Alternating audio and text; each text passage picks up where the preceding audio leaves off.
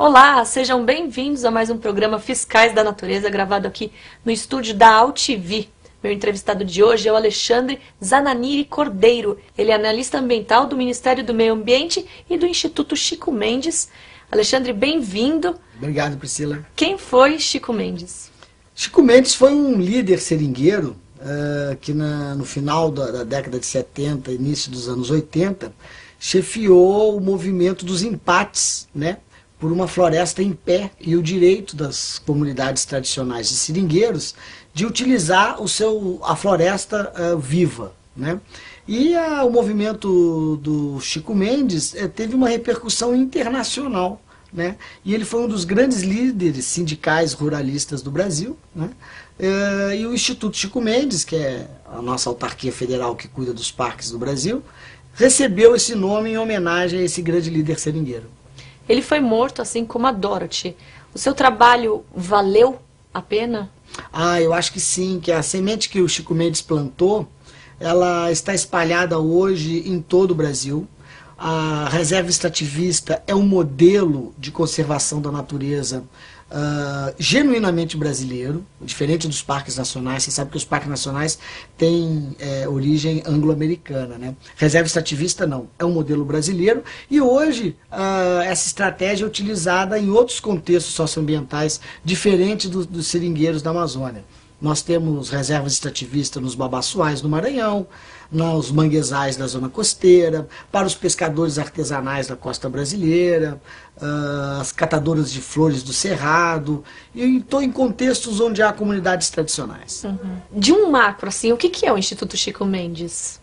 O Instituto Chico Mendes, Priscila, é uma nova autarquia federal que tem a missão de cuidar e administrar as unidades de conservação da natureza no Brasil a nível federal. São 310 unidades entre parques nacionais, florestas nacionais, reservas biológicas, áreas de proteção ambiental, estações ecológicas, áreas de relevante interesse ecológico, reservas extrativistas, reservas da vida selvagem, reservas de fauna, monumentos naturais. Que país no mundo tem isso? Nenhum país no mundo tem isso. Nós somos a maior agência de parques do mundo. Nós temos aproximadamente uma área para cuidar de 80 milhões de hectares, só para você ter uma... É um orgulho isso para o Brasil, É um orgulho, né? De verdade. É o tamanho da Alemanha, mais ou menos. O Brasil tem parques e reservas... Na verdade, o nome correto é Unidades de Conservação da Natureza, a nível federal. Porque ainda existem as unidades de conservação a nível estadual, o estado de São Paulo tem diversos, mas nós temos 80 milhões de hectares. É o tamanho da Alemanha, só para você ter uma ideia, depois de nós é o Serviço de Parques dos Estados Unidos. Eles têm 35 milhões de hectares para cuidar, são menos que a metade. E é um país grande também, né? E é um país continental, tem que ter ter bastante áreas. Agora, nós não detemos o maior patrimônio da biodiversidade do planeta. A unidade de conservação? Não é o Chico Mendes, quem detém é a FUNAI. Ainda dentro do Brasil, ainda então melhor dentro do ainda. Brasil, com certeza. São 127 milhões de hectares, mais de 250 etnias diferentes. É, sem dúvida, o maior patrimônio natural do mundo. O Brasil, juntando essas duas coisas, imbatível. E é por isso que a gente tem que cuidar, né? Essa questão da mudança do Código Florestal está deixando muita gente triste, está me deixando muito triste também. Bastante preocupante essa questão. Esta questão para o Brasil tem uma importância fundamental devido a este patrimônio e, obviamente, que este patrimônio da biodiversidade do Brasil, ele influencia no mundo inteiro. Né? Nas mudanças climáticas, no acervo botânico que a gente tem, sabe lá quantos remédios e quantas substâncias estão para serem descobertas, né? Até hoje, Priscila, nós estamos identificando novas espécies de aves. Se a gente perder, não dá para ter répteis. noção do quanto foi perdido, né? Não temos noção. Nós estamos perdendo espécies sem a menor chance de saber o que nós realmente temos, né? Estamos longe de entender o que nós realmente temos. O que estão falando muito do Código Florestal, me corrija se eu estiver errada, é que vai ter muito mais áreas devastadas, né? Vai poder cortar muito mais árvores. Mas a Amazônia já passa por uma savanização. né? Um processo de desertificação. Então, isso vai só se intensificar mais, né? A perspectiva que nós temos para a mudança do Código Florestal com esse texto que aí está proposto é bastante preocupante, digamos assim, né? Por dois motivos. Porque abre espaço para diminuição das reservas legais, né? Na Amazônia, a reserva legal é de 80%. O que quer dizer reserva legal? Quer dizer o seguinte, o sujeito tem uma propriedade, ele deve manter 80% dela coberta por vegetação natural. Ele deve utilizar os outros 20%. Né? Na Mata Atlântica é 20%. Se você tem uma propriedade, embora atualmente a nova lei da Mata Atlântica proíba qualquer tipo de corte, porque Mata Atlântica já não existe mais. Nós temos menos de 7% da cobertura original da Mata Atlântica. Ou seja, o que sobrou da Mata Atlântica são os pequenos fragmentos nos altos dos morros, nas encostas da Serra do Mar. Eles propõem uma mudança nos percentuais de reserva legal. Isso é bastante preocupante. Mais preocupante ainda também é a questão das áreas de proteção permanente, as APPs. As áreas de proteção permanente, elas não são unidades de conservação, parques criados. Elas são áreas ambientalmente sensíveis, ou porque estão em nascentes, ou porque estão em áreas altamente inclinadas, aí tem todos esses problemas dos desabamentos das encostas durante a estação das chuvas, e todas essas áreas, as chamadas áreas de riscos, são áreas de proteção permanente, são APPs. Né? E a margem dos rios, que protegem os rios do desmoronamento, e esses rios deixam de ser assoreados, então. Essa questão da mata ciliar, a importância dela para os rios? Bom, além dela evitar o desbarrancamento dos rios, né, o desmoronamento das suas margens, ela também serve de corredor ecológico. O que é um corredor ecológico? É aquelas áreas onde o material genético, os animais e as plantas circulam e se conectam com outras populações, né? Isso... Ou seja, tem 3 árvores aqui e 3 árvores aqui. Se não tiver uma árvore no meio, eles não conseguem transitar. Exatamente. Né? E não só os animais que fazem com que eles troquem material genético. Por exemplo, se você tem um grupo de pequenos macacos, por exemplo, isolado num fragmento florestal, eles começam a entrecruzar entre eles. Isso degrada esse grupo geneticamente até que começam a haver defeitos genéticos nesse grupo. Né? As matas ciliares funcionam como verdadeiros corredores, onde eles circulam e encontram outros grupos e misturam o seu material genético com esses grupos. E isso não acontece só com os animais, acontece também com os vegetais.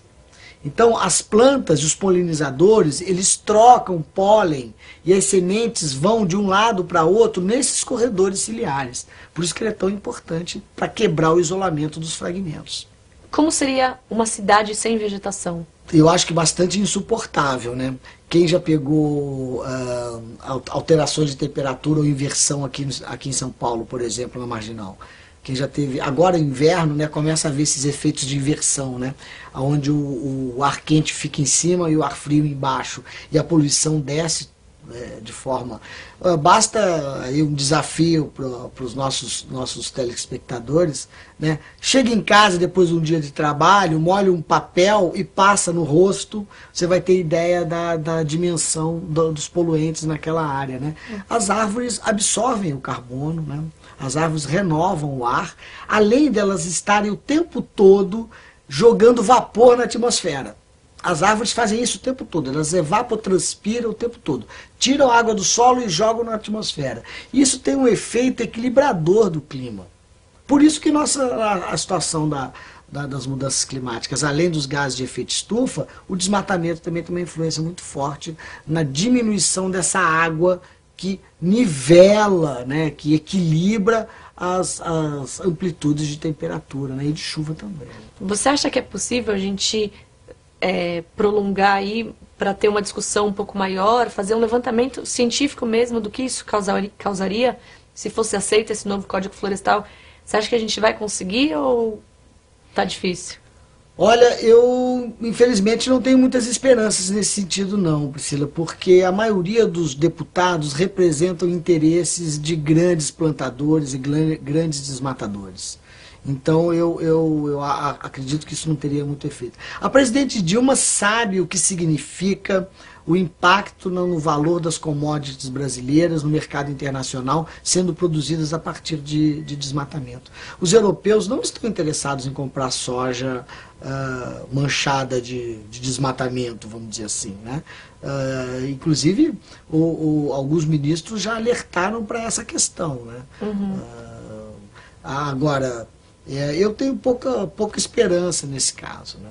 Eu acredito que essa mobilização ela está trazendo muitos interesses econômicos, né? Historicamente, a gente sabe que os interesses econômicos se sobrepõem aos interesses da população em geral.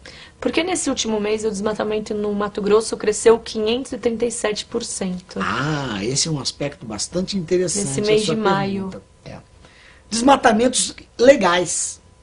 Esses desmatamentos absurdos que estão acontecendo no Mato Grosso têm a licença do órgão estadual de meio ambiente. E o federal? O federal, nessa atuação, ele não tem atuação já que o órgão estadual licencia, a menos que provocado pela justiça, né? É o que a gente chama de atuação supletiva. Nós, analistas federais, a gente só entra de forma supletiva, né? Quando o Ministério Público ordena que a gente intervenha nesses casos, né? Essa é a preocupação que a gente tem com a estadualização e a municipalização das áreas de controle ambiental, né? Um órgão, para ele ter o verdadeiro controle, ele tem que ter servidores estáveis, né? Estatutários, né? Agentes públicos, né? Não adianta você montar um órgão de controle ambiental formado por cargos de confiança que vão atender os interesses, né? Claro. E é isso que está acontecendo no Mato Grosso, né? A maioria desses licenciamentos, desses desmatamentos, tem licença ambiental do Estado, né? A presidente Dilma então recomendou inclusive intervenção federal. A Guarda Nacional está indo lá, a Polícia Federal está indo lá. É uma ação supletiva. Os nossos colegas do IBAMA estão fazendo essa ação também. É uma ação supletiva. É tentar corrigir aquilo que está errado, está sendo conduzido de forma errada pelo ente estadual. O Código Florestal, ele traz aí uma forte tendência à estadualização e à municipalização do controle ambiental. É um incentivo ao desmatamento. Em tese seria um incentivo, né? Na verdade, tanto as prefeituras municipais como os estados da federação teriam que ter uma estrutura, né? Estatutária, né? Montada para que eles pudessem exercer esse controle de forma idônea, né? A questão do tamanho. É muito difícil a fiscalização, né, do desmatamento. Essa questão da gente ser um país continental é bastante difícil. Mas nós já avançamos bastante usando a tecnologia, né? Hoje, por exemplo, todo o sistema de queima está monitorado por satélite. O desmatamento próprio está monitorado por satélite.